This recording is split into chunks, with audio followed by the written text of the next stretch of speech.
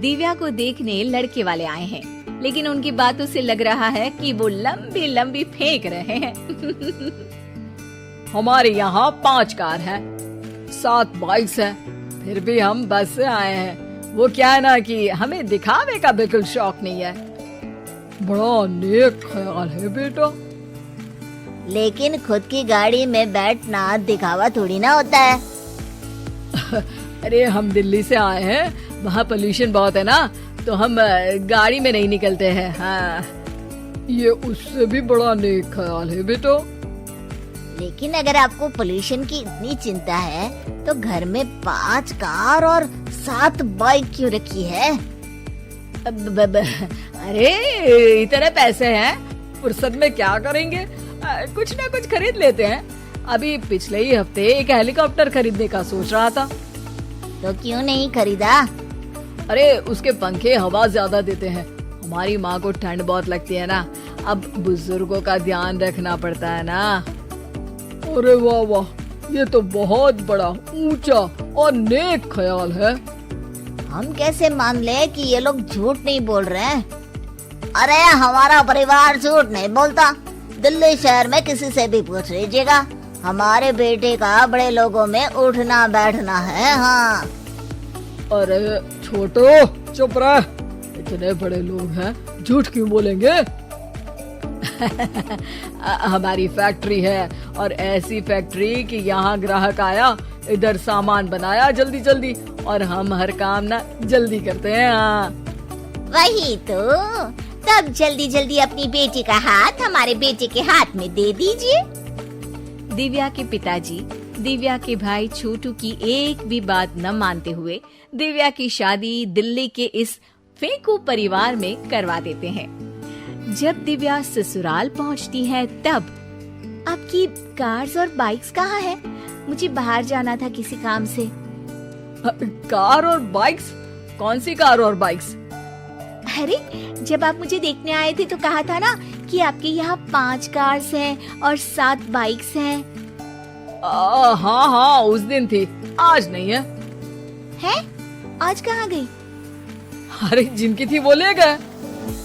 मतलब वो आपकी नहीं थी? आपने तो कहा था हमारे घर पर है। हाँ घर पर थी, बाबूजी का एक पार्ट टाइम काम है कार और बाइक धोने का। उस दिन घर पे 5 कार और 7 बाइक्स थी तो बोल दिया था। अरे झूठ थोड़ी ना बोला है, जैसा था वैसा बोल दिया।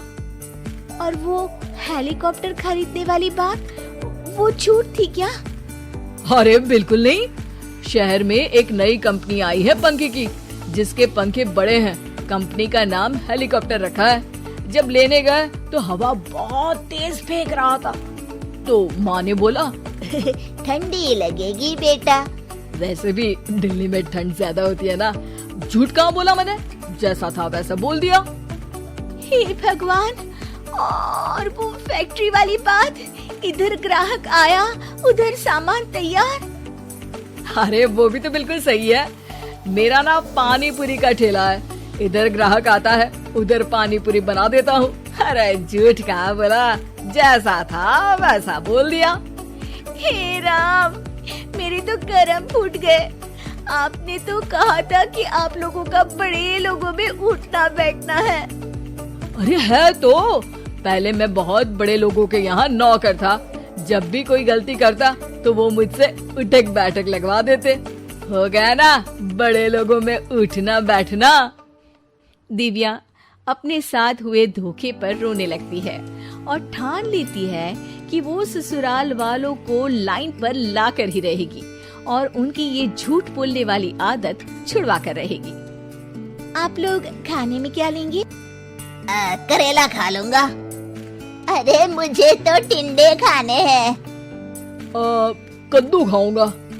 अच्छी बात है, खाने के टेबल पर मिलते हैं। शाम को जब सब खाने के टेबल पर मिलते हैं तो सब देखते हैं कि टेबल पर प्लेट्स में एक पूरा और कच्चा कद्दू रखा है, कच्चा करेला रखा है और कच्चे टिंडे भी रखे हैं। बहू, ये सब क्या है?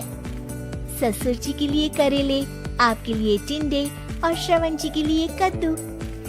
अरे वो तो दिख रहा है, लेकिन ये पकाया क्यों नहीं है? आप लोगों ने पकाने को तो नहीं कहा था, बस मैंने पूछा था क्या खाएंगे, तो आपने ये कहा था कि करेले, टिंडे और कद्दू खाने वाले हैं। ये क्या मजाक है दिव्या, तुम झूठ बोल रही हो। अरे मजाक कहाँ है, आपने कहा कद्दू खाएंगे तो खाइए, ऐसी थोड़ी ना कहा था कि पका हुआ खाएंगे। और वो आप क्या कहते हैं, जैसा था वैसा बोल दिया, झूठ कहाँ बोला मैंने। दिव्या की बात सुनकर, समझकर सब शर्मिंदा हो जाते हैं और उन्हें अपने किए और झूठ बोलने की आदत पर पछतावा होता है। दिव्या समझदारी दिखाते हुए उन्हें सच के रास्ते पर चलने और किसी से मजाक में भी झूठ ना बोलने की सीख देती है और उनके काम में मदद करके उनके काम को और बड़ा बनाने में मदद करने लग जाती है।